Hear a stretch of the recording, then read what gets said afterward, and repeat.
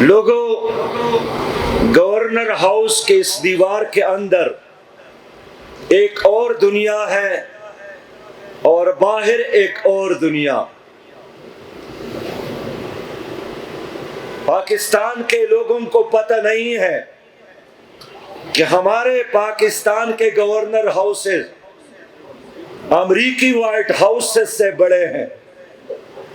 100 kilometre Peshawar میں، 700 canal kilometre پر مشتمل governor house Lahore میں، 32 ایکڑ زمین پر محیط گورنر ہاؤس سندھ میں، 52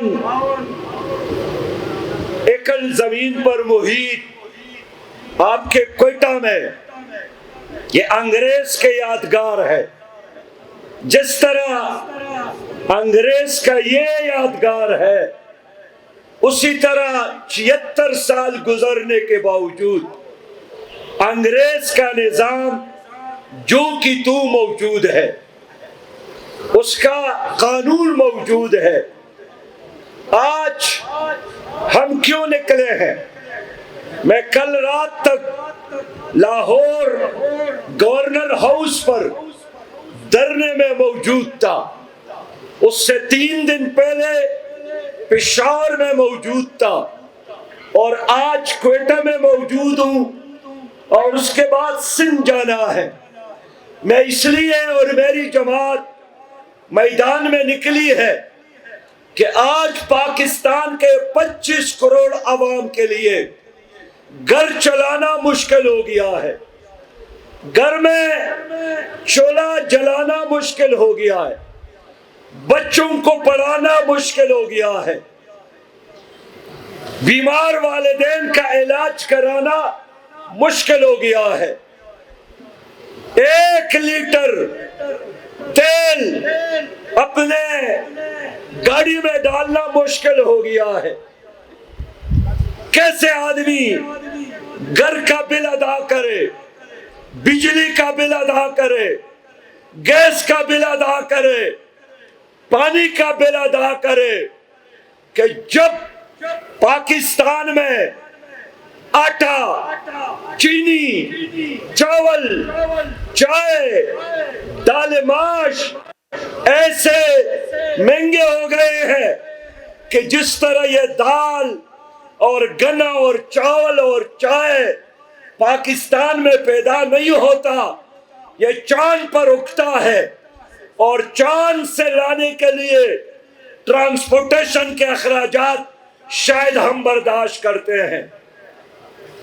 مجھے افسوس ہے کہ آج میں ایک ایسی موضوع پر بات کرتا ہوں کہ دنیا میری بات سنتی ہے، حیران ہوتی ہے کہ پاکستان جو گنا پیدا کرنے میں دنیا کا 8واں ملک ہے، چاول پیدا کرنے میں دنیا کا 5واں ملک ہے، دال پیدا کرنے میں دنیا کا 3را بڑا ملک ہے، گندم پیدا کرنے میں دنیا کا 7واں بڑا ملک ہے، لیکن اس کے باوجود بھی آج میں نے کوئٹہ میں معلوم کیا تو یہاں آٹا کوئٹہ شہر میں 150 روپیہ فی کلو، چینی کوئٹہ شہر میں 250 روپیہ فی کلو، گھی 500 روپیہ، چاول 300 اور 400 روپیہ فی کلو، دال چنا 260 روپیہ۔ لوگوں، ہمارا دشمن انڈیا اس وقت چاند پر قدم رکھ رہے ہیں، سورج کی شعاؤں کو گرفتار کرنے کے لیے آگے جا رہا ہے۔ سعودی عرب نے سپر کمپیوٹر بنایا، ترکی نے الیکٹرک کار بنائی، بنگلہ دیش نے ٹیکسٹائل شہر آباد کیے۔ انڈیا اس وقت دنیا کی بڑی معیشت بنتی جا رہی ہے، لیکن پاکستان کے عوام آٹے کے لیے، چاول کے لیے، چینی کے لیے سڑکوں پر بیٹھی ہے۔ میرے پیارے بھائیوں، لوگ مجھ سے پوچھتے ہیں کہ آپ کی اس تحریک کا مقصد کیا ہے؟ میں اللہ کو حاضر ناظر جان کر کہتا ہوں کہ میرا کوئی ذاتی مسئلہ نہیں ہے۔ میں نہ نیب کے کسی کیس میں انوالو ہوں، نہ میری جماعت کی قیادت، نہ کوئی پاناما لیکس میں میرے کسی کارکن کا نام ہے، نہ میرے توشہ خانے لوٹنے میں میرے کسی کارکن کا نام ہے۔ میرا لڑائی، میرا جنگ، میرا جہاد ظلم کے خلاف ہے، جبر کے خلاف ہے، ظالموں کے خلاف ہے۔ میں لڑ رہا ہوں جہالت کے خلاف، میں لڑ رہا ہوں غربت کے خلاف، میں لڑ رہا ہوں بد امنی کے خلاف، میں لڑ رہا ہوں چوروں کے خلاف، میں لڑ رہا ہوں آٹا چینی چاول مافیاز کے خلاف۔ میری لڑائی اور میری جماعت کی لڑائی آپ کے لیے، آپ کی ان بچوں کے لیے جنہوں نے یہ ووٹ اٹھایا ہے کہ انکل میں بھی آپ کا مقروض ہوں۔ یہ IMF کے قرضے یہ کس نے لیے ہیں؟ یہ غریب عوام نے نہیں لیے ہیں، یہ زرداری نے لیے ہیں، نواز شریف نے لیے ہیں، عمران خان نے لیے ہیں، جرنیلوں نے لیے ہیں، اسلام آباد کے حکمرانوں نے لیے ہیں۔ لیکن آج IMF کا یہ قرضہ میرا اور آپ کا خون نچوڑ کر حکومت ادا کرنا چاہتی ہے۔ میرا پیغام یہی ہے کہ IMF کا قرضہ جنہوں نے لیا ہے ان کی جائیدادیں موجود ہیں، ان کے شوگر ملز موجود ہیں، ان کے فلور ملز موجود ہیں، ان کے کارخانے موجود ہیں۔ آپ ویب سائٹ کھول کر دیکھیں، پاکستان کے سیاستدانوں کے 8 ارب ڈالر سے زیادہ اثاثے ملک اور بین ملک موجود ہے۔ میں اس لیے چاہتا ہوں کہ ان چوروں اور لٹیروں کے اثاثوں کو بیچ کر پاکستان کے قرض ادا کیا جائے اور ان کی چوری اور لوٹ مار کا بوجھ مجھ پر اور میری قوم پر نہ ڈالا جائے۔ میرے دوستو، میرے بھائیوں، میں آپ کے لیے نکلا ہوں اس لیے کہ میرا تعلق، میری جماعت غریبوں کی جماعت ہے، عام لوگوں کی جماعت ہے۔ میں آپ کی تکلیف کو محسوس کرتا ہوں۔ ساری دنیا میں سال میں ایک بجٹ پیش ہوتا ہے، حکومت پیش کرتی ہے اور لوگ اس بجٹ کے مطابق اپنی تنخواہوں کے اندر پاؤں پلانے کی کوشش کرتے ہیں، زندگی گزارنے کی کوشش کرتے ہیں۔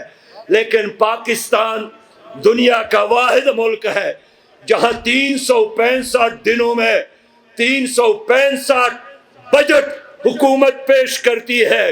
آج بجلی کی قیمت 56 روپیہ فی یونٹ ہے۔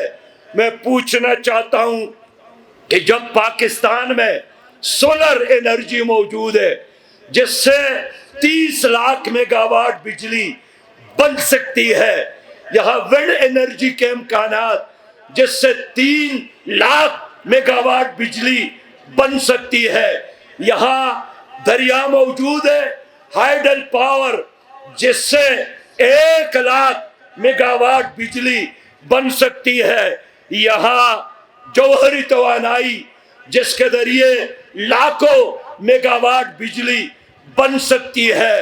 اس سب کچھ کے باوجود پیپلز پارٹی کی حکومت نے 1994 میں IPPs کے ساتھ معاہدہ کیا اور اس معاہدے کی وجہ سے آج ہماری حکومت باہر سے مہنگا کوئلہ درآمد کرتی ہے، مہنگا تیل درآمد کرتی ہے اور پاکستان کے اندر سستا بجلی بنانے کے جو راستے موجود، امکانات موجود، اللہ کے نعمتیں موجود، اس کی بجائے رشوت، کمیشن ذاتی مفادات کی وجہ سے آئی پی پیز کے ساتھ معاہدے کیے. میرے ماہرین نے، ہمارے ماہرین نے ہمیں بتایا ہے کہ پاکستان میں 5 روپے فی یونٹ بجلی بن سکتی ہے، قوم کو مل سکتی ہے، لیکن آپ کے ظالم حکمرانوں نے ایسے معاہدے کیے ہیں جس کے نتیجے میں آج آپ کو بجلی کا 1 یونٹ 56 روپے پر ملتا ہے. اور مجھے آج بتایا گیا، یہاں میری ایک بچی نے ایک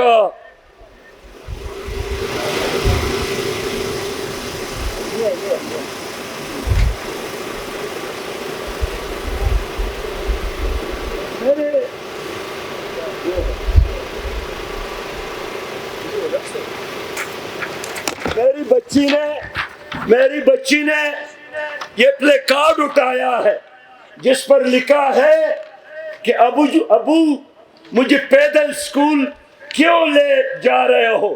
اس نے بتایا بیٹا پیٹرول مہنگا ہو گیا ہے. ایک بچی نے پلے کارڈ اٹھایا ہے کہ میرا کل ٹیسٹ ہے، میری امی مجھے روشنی چاہیے. امی نے جواب دیا میرے بیٹی وابدہ والوں نے میٹر کاٹا ہے اس لیے بجلی نہیں ہے. یہ اس بلوچستان کی بات جہاں سونا موجود ہے، جہاں گیس کے سمندر موجود ہے، جہاں تانبا موجود ہے، جہاں کوئلہ موجود ہے، جہاں تمہارے پاؤں تلے اللہ تعالیٰ کے دیے ہوئے معدنیات کے پہاڑ موجود ہے. پھر کیا وجہ ہے کہ سب سے زیادہ غربت بلوچستان میں، سب سے زیادہ بے روزگاری بلوچستان میں، سب سے زیادہ بد امنی بلوچستان میں، سب سے زیادہ کرپشن بلوچستان میں، سب سے زیادہ رشوت خوری بلوچستان میں، سب سے زیادہ استحصال بلوچستان میں؟ کس کی وجہ سے؟ پاکستان کے نااہل اور چور قیادت کی وجہ سے. میرے بھائیوں، مجھے ہدایت الرحمان نے بتایا کہ آج بھی ماہی گیروں کو تنگ کیا جا رہا ہے اور باہر سے لوگ آ کر وہاں کے کاروبار پر قبضہ کرنے کی کوشش کیا جا رہا ہے. آج بھی ٹرالر مافیا گوادر کے ساحل میں موجود ہے اور مقامی مچھیروں کو بے دخل کیا جا رہا ہے. میں حیران ہوں کہ لمحہ موجود میں جب وزیر اعظم بلوچستان سے تعلق رکھتا ہے، جب سینٹ کا چیئرمین بلوچستان سے تعلق رکھتا ہے، جب چیف جسٹس بلوچستان سے تعلق رکھتا ہے، تو ان تینوں سے میں یہی کہوں گا کہ اس دھرتی کا، اس بلوچستان کا جن سے تمہارا تعلق ہے، تمہارے اوپر یہ حق ہے کہ بلوچستان کے عوام کو حق دیا جائے، انصاف دیا جائے، خوشحالی دیا جائے، بچوں کو تعلیم دیا جائے، نوجوانوں کو روزگار دیا جائے. لیکن اگر آپ اتنا بے بس ہے تو پھر اس کرسی پر بیٹھنا بھی تمہارے لیے باعث شرم ہے. پھر چھوڑ کر اپنے لوگوں کے پاس آنا، پھر آ کر میرے ساتھ دھرنے میں شریک ہونا کہ ہمارا کوئی سنتا نہیں ہے، ہمارا بس نہیں چلتا ہے. لیکن میں سمجھتا ہوں کہ پاکستان کا جو آدمی اسلام آباد میں کرسی پر برا جمع ہوتا ہے، وہ بلوچستان کا ہو تو بلوچوں کو بھول جاتا ہے، وہ خیبر پختونخوا کا ہو تو پھر خیبر پختونخوا کو بھول جاتا ہے.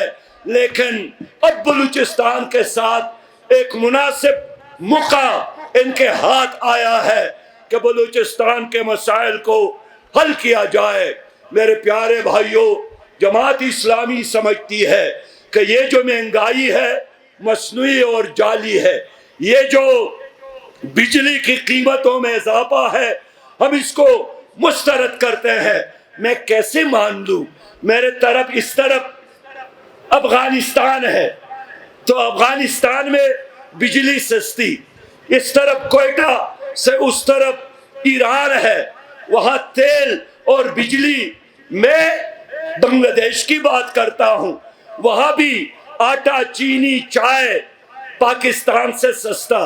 میں انڈیا کی بات کرتا ہوں، نیپال اور بھوٹان کی بات کرتا ہوں، سری لنکا کی بات کرتا ہوں، تو میرے چاروں طرف مہنگائی نہیں ہے، لیکن مہنگائی کا عذاب صرف اور صرف پاکستان میں ہے۔ آخر کیوں؟ اس لیے لوگوں تمہاری اوپر ظالم مسلط ہے۔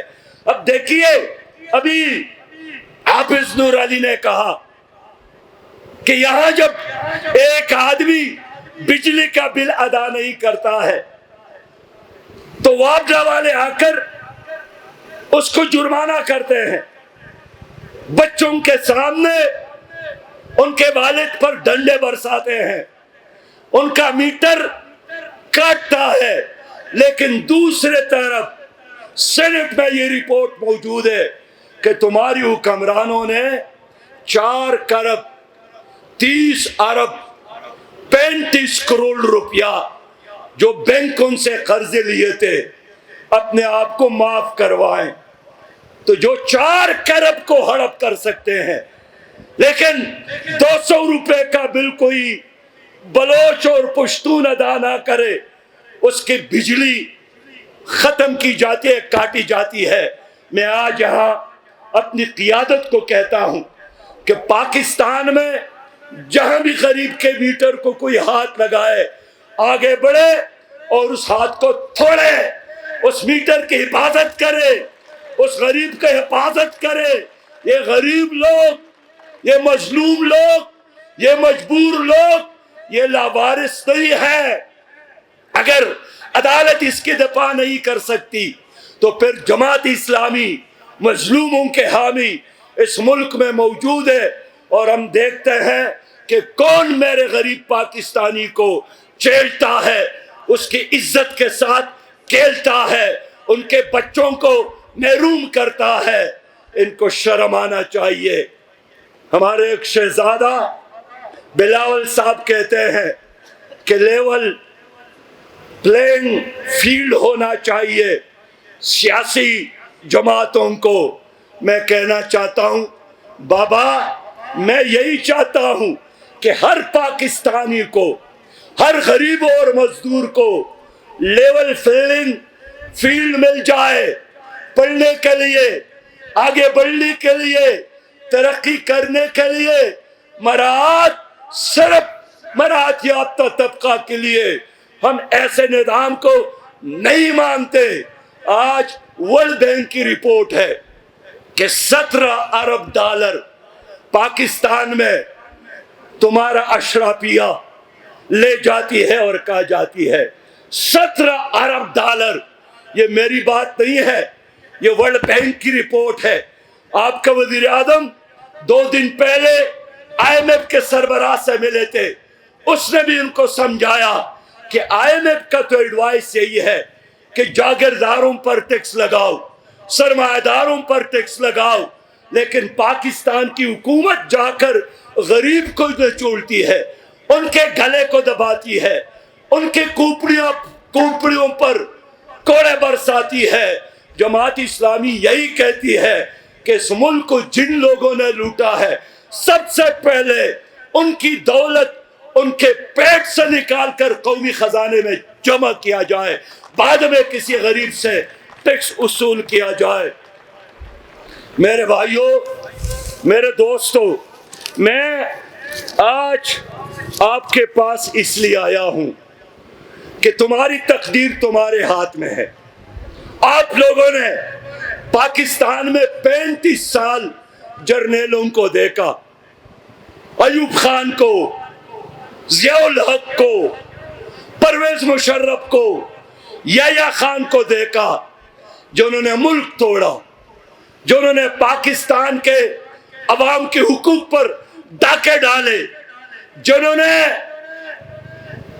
باہر کی خواہشات پوری کی، لیکن باقی 35 سال یہ جو نام نہاد سیاسی اور جمہوری جماعتیں ہیں، اس کا نام پیپلز پارٹی ہو، اس کا نام مسلم لیگ ہو، اس کا نام پی ٹی آئی ہو، یہ کون ہے؟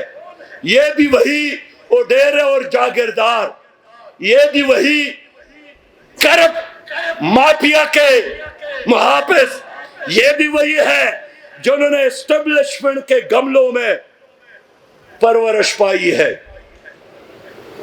کہتے ہیں ہمارا بیانیہ ہے، کیا بیانیہ ہے؟ ووٹ کو عزت دو۔ نواز شریف کا بیانیہ ہے ووٹ کو عزت دو، لیکن جب وقت آیا تو سب سے پہلے باجوہ صاحب کے ایکسٹینشن میں ٹپا مسلم لیگ نے لگائی، انہوں نے ان کے ایکسٹینشن میں ساتھ دیا۔ یہ ایک پیش پر ہے، یہ تینوں جماعتیں ایک اسٹیٹس کو کے فیسیلیٹیٹر اور لمبردار ہے۔ آٹا مافیا دیکھے تو ان تینوں پارٹیوں میں، پیٹرول مافیا دیکھے تو ان تینوں پارٹیوں میں، دوائی اور میڈیسن مافیا دیکھے تو ان تینوں پارٹیوں میں، ڈرگ مافیا دیکھے تو ان تینوں پارٹیوں میں۔ یہ وہ لوگ ہیں جنہوں نے آپ کی بیٹی آپ ہی امریکہ کے حوالے کیا، یہ وہ لوگ ہیں جنہوں نے کشمیر کو انڈیا کے حوالے کیا، یہ وہ لوگ ہیں جنہوں نے ٹرانسجنڈر جیسے گندا قانون پاس کیا، یہ وہ لوگ ہیں جنہوں نے تمہاری اوپر سودی نظام مسلط کیا۔ یہ ظالم جابر جاگیرداروں اور اوڈیروں کے ٹولے ہیں، ہم اس کے مقابلے میں کڑے ہیں۔ جب پی ٹی آئی کی حکومت ختم ہوئی تو میرے پاس بھی شہباز شریف اور زرداری صاحب آئے تھے، دونوں نے مجھے کہا ہمارا ساتھ دے، میں نے ان کا ساتھ نہیں دیا، پی ٹی آئی کا ساتھ بھی نہیں دیا، اس لیے کہ پی ٹی آئی کی منزل بھی اسلام اور انقلاب نہیں تھا، تبدیلی نہیں تھی، ان کے ساتھ کوئی ویژن نہیں تھا، ان کے ساتھ بھی وہی آئی ایم ایف اور ورلڈ بینک کے نمائندے تھے، ان کے ساتھ بھی این جی اوز کے ایجنٹ تھے، اور پی ڈی ایم کے پاس بھی ایز اٹ از وہی لوگ تھے جو گزشتہ 30 اور 40 سالوں سے اس ملک پر مسلط ہے۔ میں نے کہا بابا تمہارے ساتھ میں ایک قدم بھی نہیں چل سکتا ہوں، میری پارٹی انقلاب چاہتی ہے، تم انقلابی نہ ہو، میری جماعت اسلامی نظام کے لمبردار ہے، آپ مفادات کے لیے سیاست کرتے ہیں، اسلامی نظام کے لیے نہیں کرتے۔ شہباز شریف صاحب نے کہا کہ ہمارا امام بھی ایک مولانا صاحب ہے، مولانا فضل الرحمان صاحب ہمارا امام ہے، تو ہم تو اس کے پیچھے جا رہے ہیں۔ 16 مہینے انہوں نے حکومت کی، 16 مہینے اسٹیبلشمنٹ نے ان کا ساتھ دیا، 16 مہینے عدالتوں نے ان کا ساتھ دیا۔ ایک کام پی ڈی ایم نے کیا کہ پیپلز پارٹی اور مسلم لیگ کے نیب کے کیسز ختم ہو گئے، لیکن عوام مشکل سے دو چار ہو گئے، مہنگائی میں اضافہ ہوا، بے روزگاری میں اضافہ ہوا۔ اس لیے لوگوں سیاسی جہالت ہے، اگر کوئی مسلم لیگ اور پیپل پارٹی اور پی ٹی آئی میں فرق کرتا ہے۔ آج کی خبر یہی ہے کہ جب ضرورت ہوتی ہے تو یہ پی ڈی ایم والے، مسلم لیگ اور پیپل پارٹی والے بائی بائی بن جاتے ہیں، جب ضرورت نہیں ہوتی ایک دوسرے کے مخالفت کرتے ہیں۔ تو آج مولانا کے بارے میں بات آئی ہے کہ وہ پیپلز پارٹی اور مسلم لیگ کے درمیان صلح کرنے کے لیے کوشش کرتے ہیں، اللہ کے رضا کے لیے، اسلامی نظام کے لیے، اللہ کے دین کے غلبے کے لیے۔ پیپل پارٹی اور مسلم لیگ کے درمیان صلح کے لیے کوشاں ہے۔ مولانا فضل الرحمان، میرے پیارے بھائیوں، 16 مہینوں میں سود میں اضافہ ہوا کہ نہیں ہوا؟ 17% سے سود میں اضافہ ہوا اور 22.7 60% تک پہنچ گیا۔ میرا تو خیال تھا کہ مولانا کم از کم ایک کام کریں گے کہ سودی نظام ختم کروا کر دم لیں گے، لیکن سودی نظام میں تو اور بھی اضافہ ہوا۔ آخری پالیسی پی ڈی ایم کی کیا تھی کہ انہوں نے پاکستان کے لیے موسیقی کی پالیسی بنائی کہ پاکستان کی موسیقی کیسی ہوگی، غریب کی بات، مزدور کی بات، کاشتکار غریب بلوچ کی بات، یہ ان کے ایجنڈے میں نہیں ہے، اس لیے کہ ان کے اپنے مفادات ہے۔ لوگوں، میں بلوچستان کے عوام سے کہنا چاہتا ہوں، میرا ایجنڈا اپنے بیٹے کو وزیر اعظم بنانا نہیں ہے، یہ زرداری کا مسئلہ ہے کہ بلاول کو کیسے وزیر اعظم بنائے، یہ شہباز شریف اور نواز شریف کا مسئلہ ہے کہ کس طرح مریم صاحبہ کو اور حمزہ صاحب کو آگے لائے۔ میرا مسئلہ کیا ہے؟ میرا مسئلہ یہی ہے کہ کس طرح پاکستان کے غریب عوام کے لیے پاکستان میں جینا آسان ہو جائے۔ آپ لوگوں کے بارے میں چاہتا ہوں کہ غریب آدمی اسمبلیوں میں جائے، غریب آدمی کے ہاتھ میں اختیار آئے، غریب آدمی وانوں میں جا کر اپنی تقدیر کا فیصلہ خود کرے۔ اس لیے میں حکومت سے کہنا چاہتا ہوں، نگران حکومت سے، کہ بجلی کی قیمتوں میں اضافہ واپس لو۔ میں مطالبہ کرتا ہوں پیٹرول اور ڈیزل کی قیمتوں میں اضافہ واپس لو، گیس کی قیمتوں میں اضافہ واپس لو، اور جب تک آپ یہ نہیں لیں گے، میری یہ تحریک، ہماری یہ تحریک، ہماری اور آپ کی یہ تحریک جاری رہے گی۔ میں آج آپ سے ایک وعدہ لینا چاہتا ہوں، اور آپ لوگ اللہ کو گواہ کر کے مجھے جواب دے۔ اگر میں کوئی غلط کام کر رہا ہوں ساتھ نہ دینا، لیکن اگر میں اس ملک میں قانون اور عدل اور انصاف کے لیے لڑ رہا ہوں پھر آپ نے ساتھ دینا ہے۔ اگر میں اس ملک میں شریعت کے لیے لڑ رہا ہوں پھر آپ نے ساتھ دینا ہے۔ اگر میں اس ملک میں بلوچ عوام کے حقوق کے لیے لڑ رہا ہوں پھر آپ نے ساتھ دینا ہے۔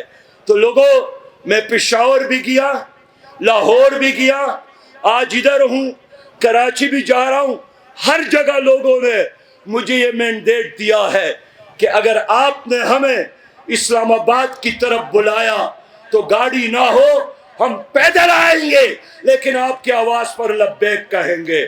میں اس امید کے ساتھ اپنی گفتگو ختم کرتا ہوں کہ انشاءاللہ ہم آپ کو ایک ایسا پاکستان دیں گے جہاں ظلم نہیں ہوگا، ایک ایسا پاکستان جہاں غربت نہیں ہوگی، ایک ایسا پاکستان جہاں جہالت نہیں ہوگی، ایک ایسا پاکستان جہاں بے روزگاری نہیں ہوگی، ایک ایسا پاکستان کہ بچے کو تعلیم، بزرگوں کو احترام، ماں بہنوں اور بیٹیوں کو عزت اور سیکیورٹی ملے گی۔